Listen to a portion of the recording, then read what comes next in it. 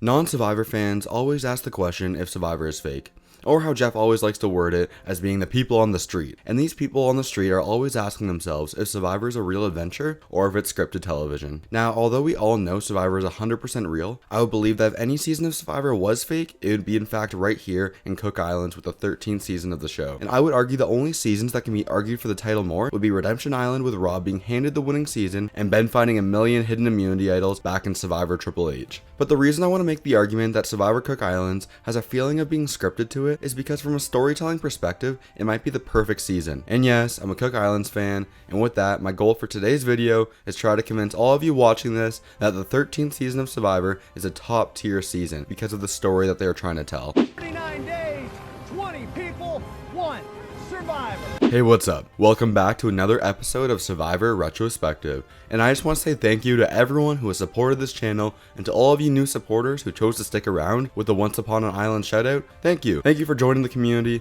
The channel more than doubled in size over the past 24 hours, making daily videos leading up to season 41 is very overwhelming, but all the support makes it worth it. And if you want to stay up to date on all the Survivor Retrospective videos every single day, then I recommend subscribing to the channel with the bell turned on so you get notified when I post all my videos. But with all that said, let's dive into Cook Islands and why I believe it's a top tier season of Survivor. Right off the bat, I think a powerful reason why I view the season in such high regard is completely based off nostalgia. Straight out of Google, I searched up what makes nostalgia so powerful, and the first search explains nostalgia as an overwhelming emotion and feeling. We are able to relive memories, emotions, and experiences that make our life what it is today. So I want to play a small thought experiment here for a second, and I want you all to close your eyes and think back to the first ever season of Survivor you ever watched. Now, my best guess is no matter the overall quality the general community places on the season, your subjective view is probably much higher. If your first season was a well-received season, then you probably view it as one of the best of all time. But I would also argue that if your first Survivor experience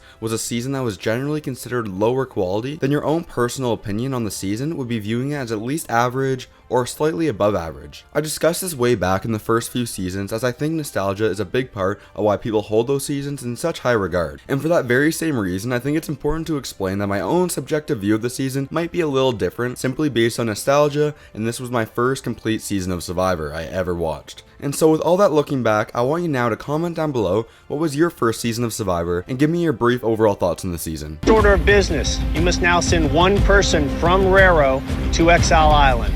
1, 2, 3. Candace. My plan is to start very general with explaining why the storyline shown within the season is so amazing, and then we will slowly get into the weeds and the details that make the story of the season so compelling. The underdog story of the I-24 is one of the most insane things to ever happen in Survivor, and you better call it a comeback as the I-24 manages to be the final 4 players left in the season, even though at one point they were down in numbers 4-8 after Candace and Penner stepped off the mat and mutinied over to the other tribe. We literally just explained the season from day 19 all the way until day 38 in one sentence there. So let me repeat myself. The I-24 were the final 4 players remaining during Survivor Cook Island. Having them come together almost out of desperation to survive felt real, and that feeling you got watching them win the first challenge made it almost feel like you were out there as well. And of course, the amazing moments of saying screw you to Candace as the I-24 would repeatedly send Candace to Exile Island. I'm telling you guys, I really don't think Survivor could have written a better season if they tried. And to cap it off, the season finale just feels so poetic as Yul and Ozzy battle it out to see who'll be crowned the sole survivor of the season. Having these two players sitting side by side in the finale is the perfect end to the perfect story, as the two of them had ultimately played very opposite games of Survivor. It's a great metaphor for what the game of Survivor was slowly turning into, having Yul beat Ozzy in a tight 5-4 vote by the jury. On one side of the coin we have Ozzy, who completely embodied the physical aspect of the game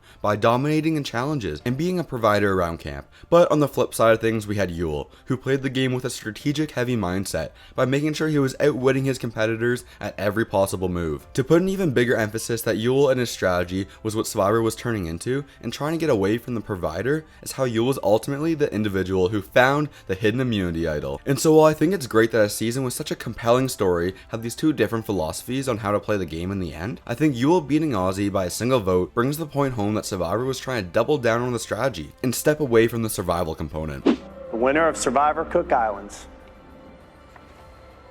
And while I just explained why the post-merge of the season and really everything after the mutiny is so compelling, I think there is tons of fun moments to be had during the pre-merge of the season because of how interesting and likable these characters are. I mean, we have Billy Garcia as the second vote off of the season, and you already know we need to roll the clip. Okay, let's roll the clip. I fell in love in this game. Love at first sight. Her name is Candace. And in between...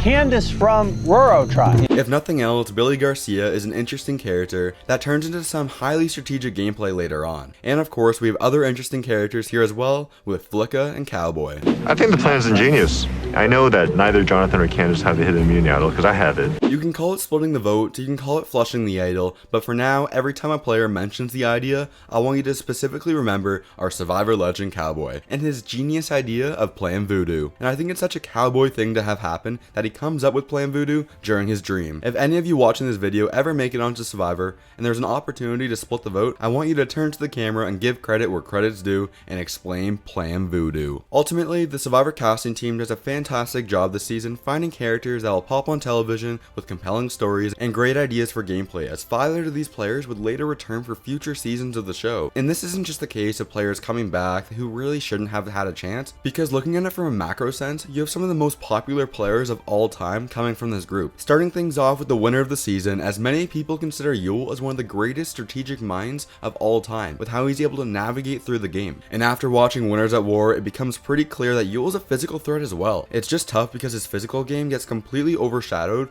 by the runner-up of the season. Watch my season, they're like, Daddy, one thing you didn't do, you didn't win any challenges. I'm like, yeah. For those of you that haven't seen yesterday's video on Exile Island, in that video I mentioned I was around 7 years old at the time, so of course Terry Dietz was my favorite player of the season. And that is amplified to the complete extreme here, as for the longest time, Ozzy was my favorite Survivor player of all time. And it really wasn't until he was a non-factor in Survivor Game Changers where I just couldn't consider him as my favorite player anymore. The edit really puts an effort to hide all the negative qualities of Ozzy and instead focus on making him seem like a complete hero. And I'll always remember the moment he turned into a monkey man. Go, Ozzy!